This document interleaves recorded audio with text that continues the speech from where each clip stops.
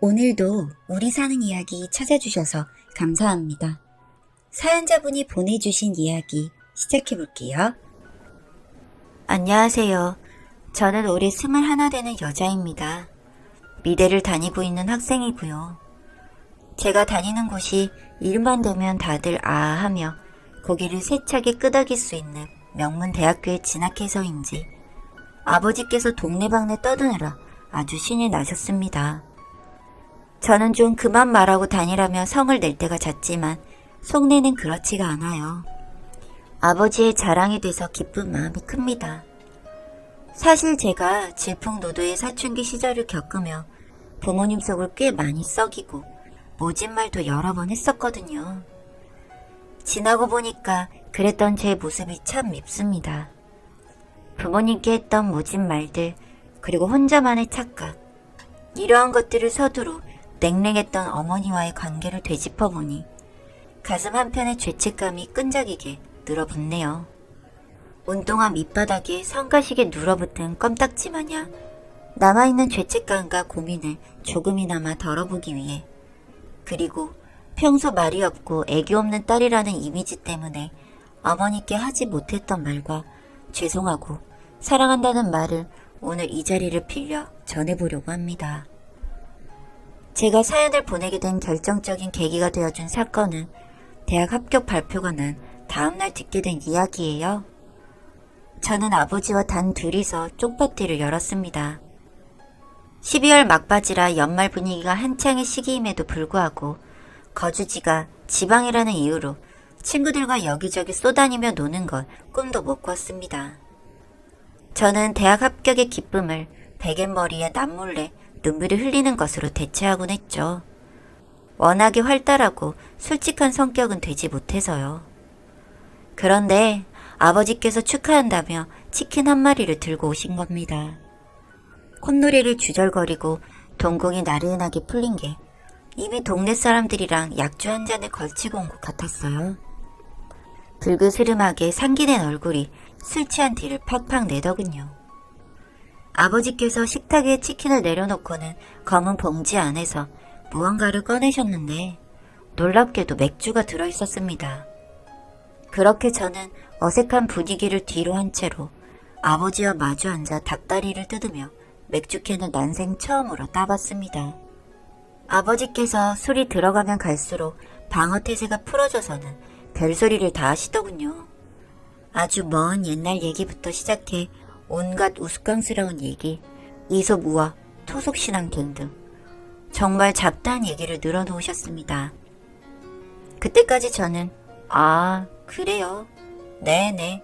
같은 형식적인 대답을 했죠. 고개는 적당한 템포에 맞춰서 간헐적으로 주걱거렸습니다. 아버지가 맥주를 2캔 정도 비웠을 때 취기가 오를 대로 올라 울먹이듯 말했습니다. 그리고 이솝우화와 토속신앙과는 비교도 안 될 흥미로운 이야기가 제 귓가를 사로잡았죠. 저는 그때부터 네네라는 대답 대신 침묵으로 넌지시 답했습니다.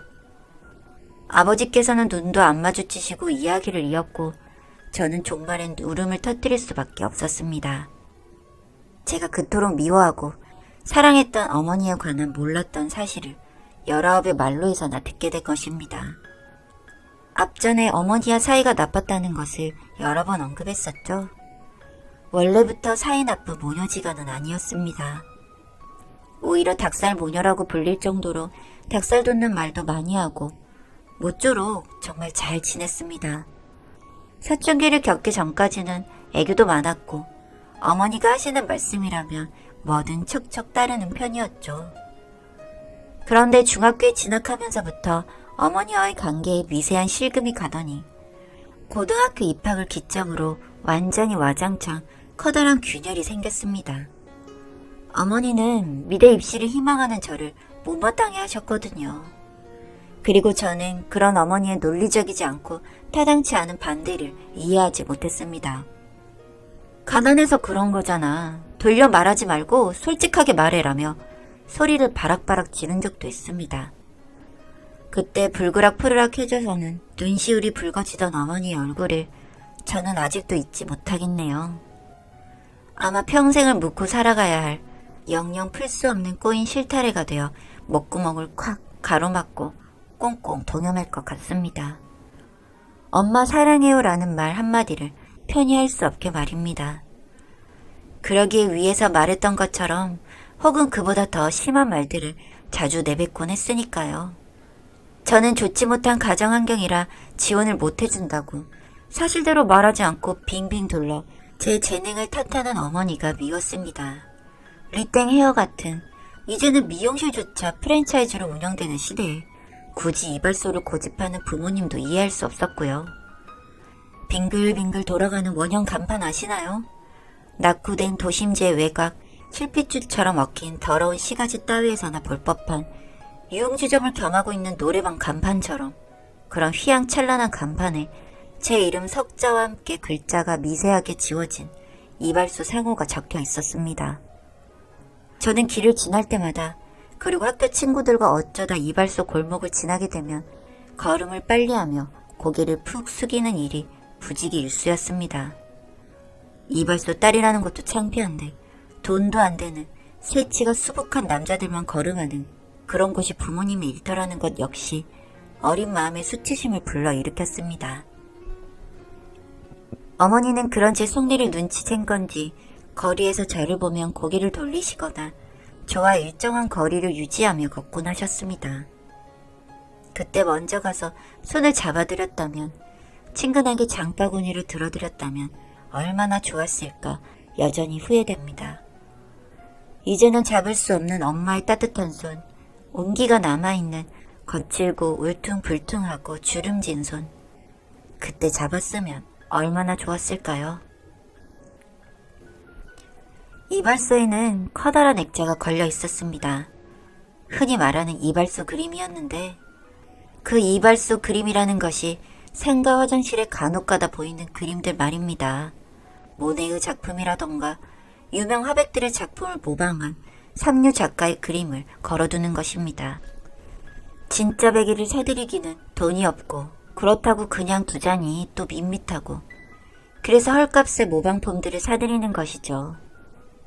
간혹가다 시력이 좋지 않은 백내장 걸린 노인분들이 오시면 저 작품은 피카소 작품이 아니냐며 아는 체를 하시곤 했습니다.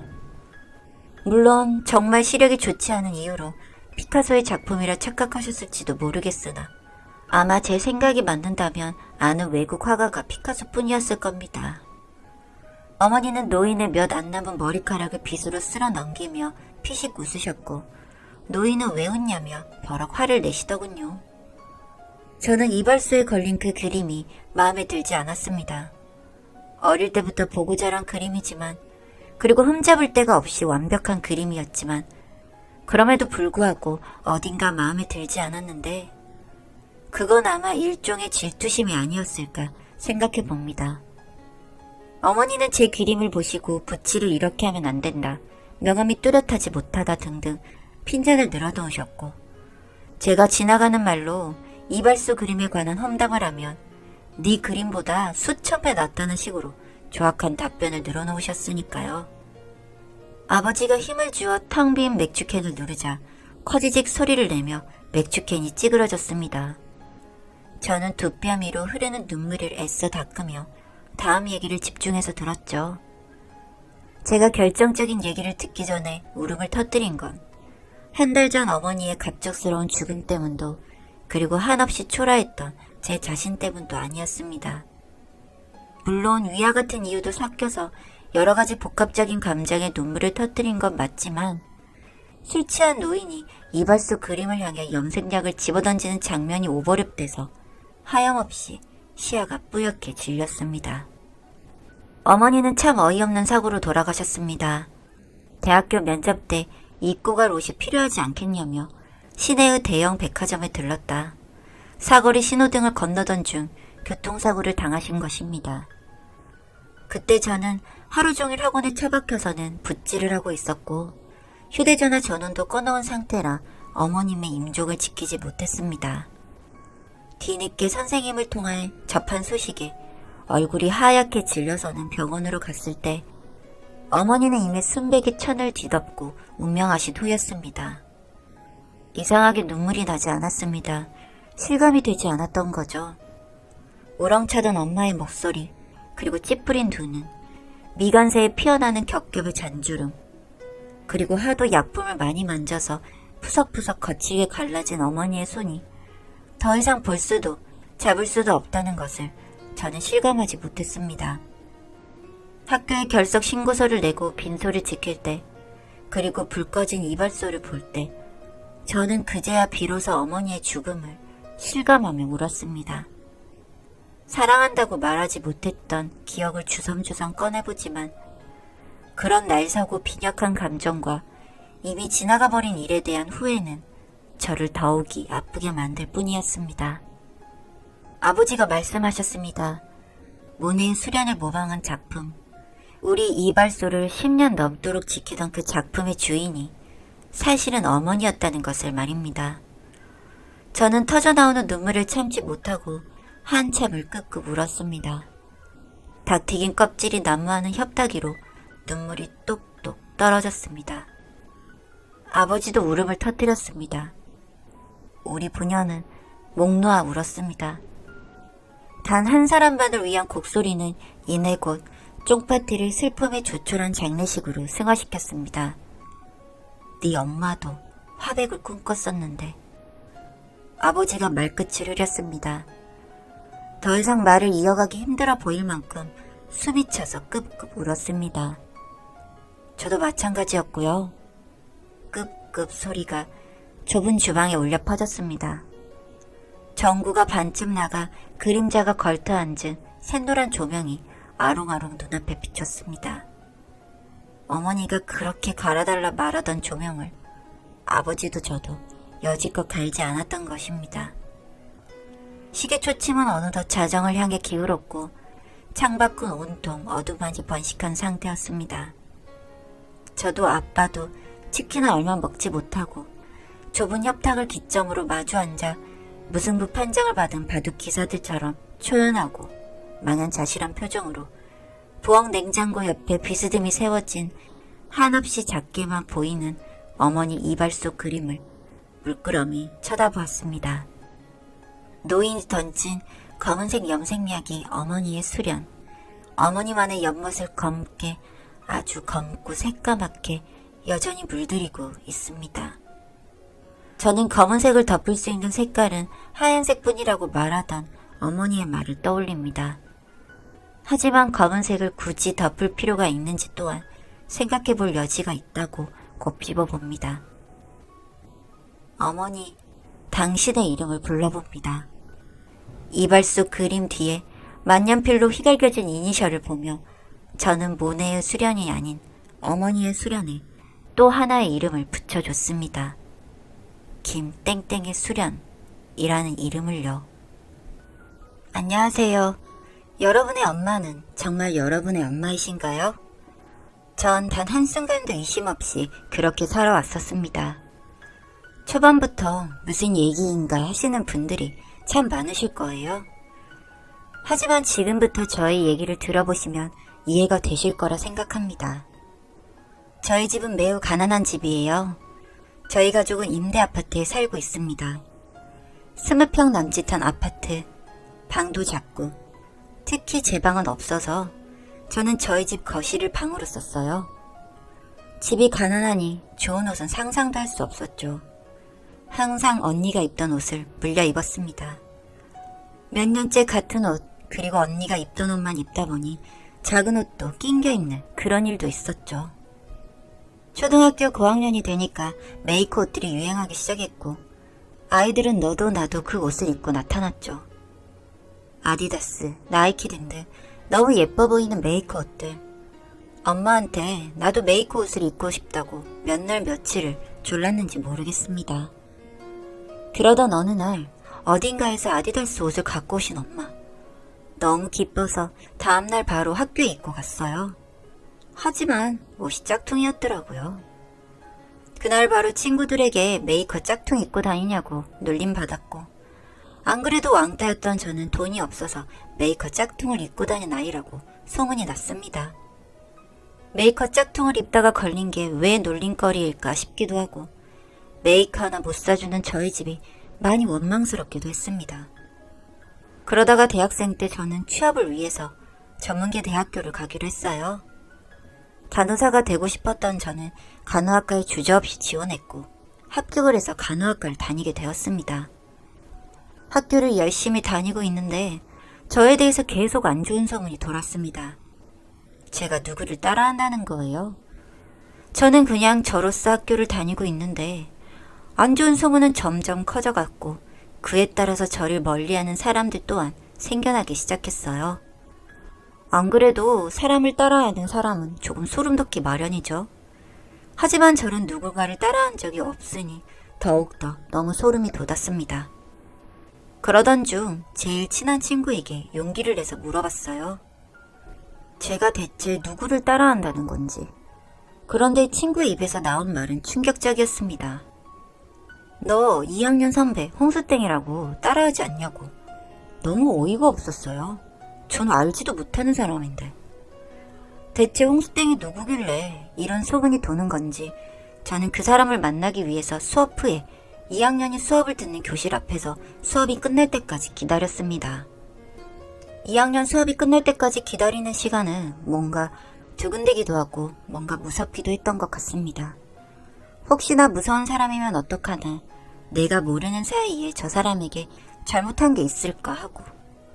그리고 마침내 2학년 수업이 끝났고 저는 나오는 사람들의 옷을 하나하나 보았어요.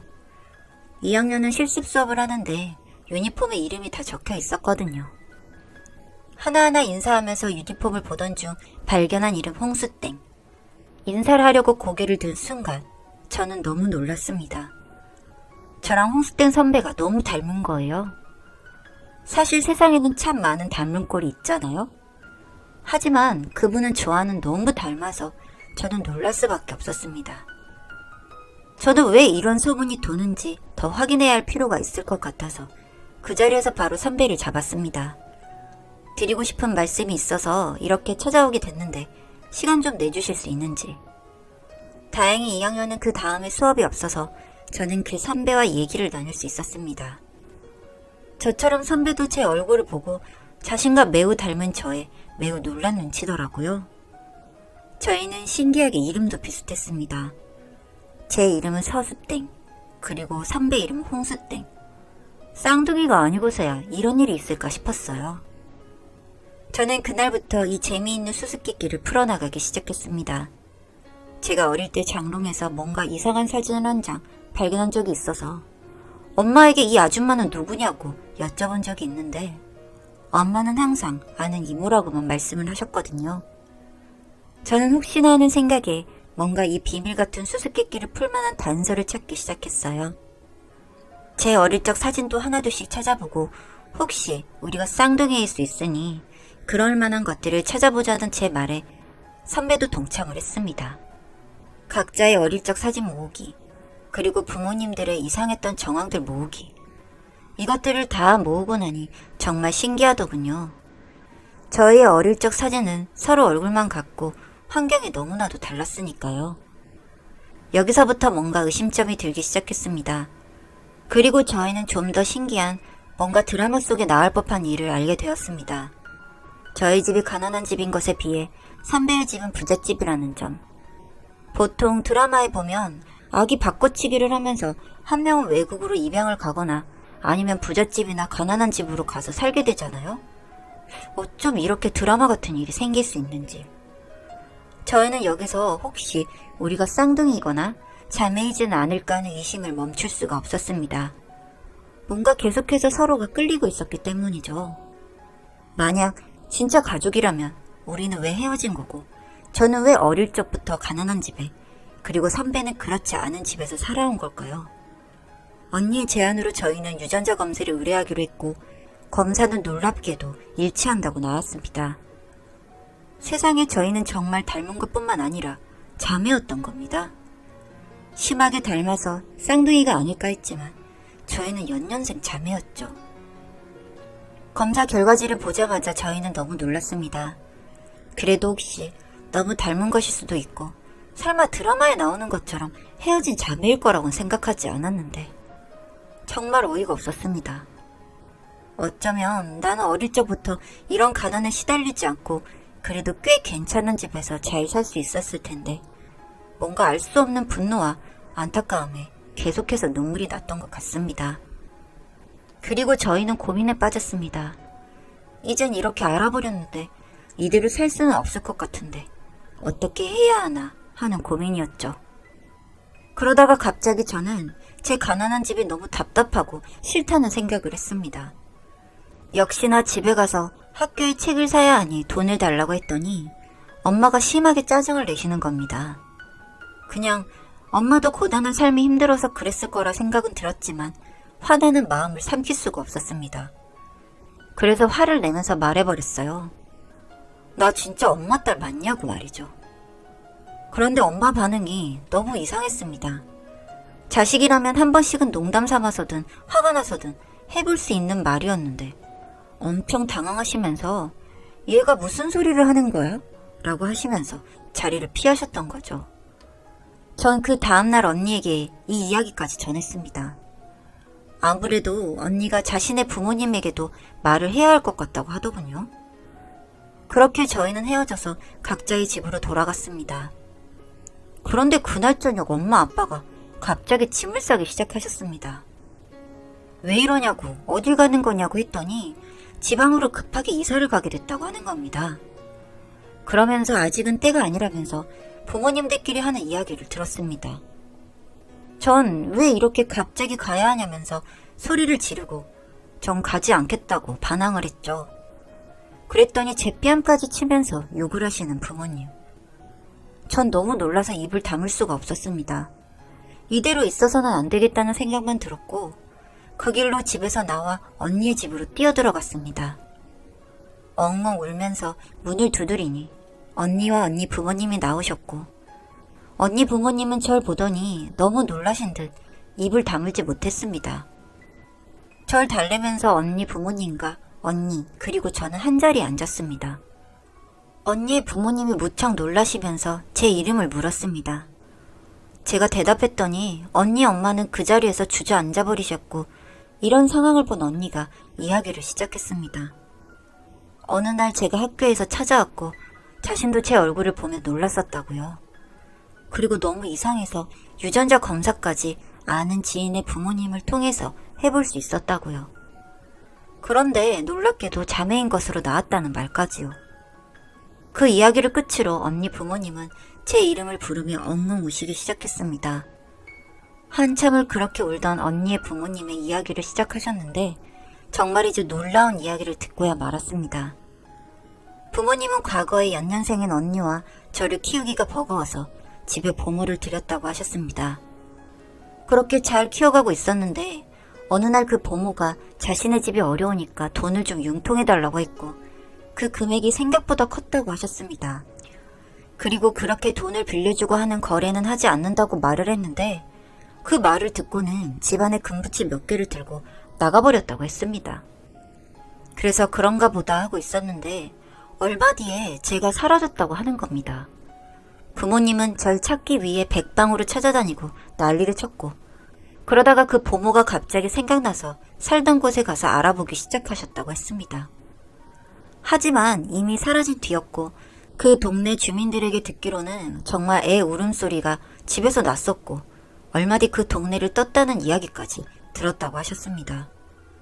그리고 이런저런 소식을 종합해본 결과 절 데리고 완전히 사라졌고 그 이유는 나중에라도 제가 돈이 될 거란 생각에서였다고 하시더군요. 절 두고 돈을 뜯어내려 했던 것 같았다고요. 그래서 부모님은 어서 연락이 오길 바라셨다고 했습니다. 돈이 없으면 곧 연락 오겠지 하고 기다렸는데 지금까지 연락이 없었고 작정하고 날아버린 사람을 찾기는 힘들었다고요.